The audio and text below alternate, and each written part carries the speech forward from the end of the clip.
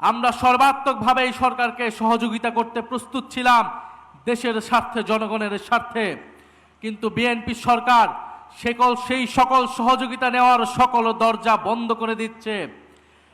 আমার জানা নেই, যারা এখানে অভিজ্ঞ আছেন, মুরব্বী আছেন, তারা বলতে পারবেন বাংলাদেশের ইতিহাসে এত কম সময়ে, মাত্র 2 মাসে কোন সরকার এতটা অজনপ্রিয় হয়েছিল কিনা।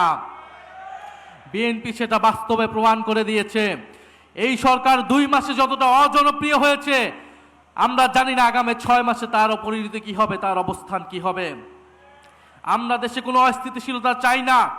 আমাদের দাবি একটাই, গণভোটের গণরায় বাস্তবায়ন করে জুলাই গণ অভ্যুত্থানকে প্রকৃত সম্মান দেওয়া, জুলাই শহীদ পরিবারকে প্রকৃত সম্মান দেওয়া, আহত যোদ্ধাদের প্রকৃত সম্মান দেওয়া।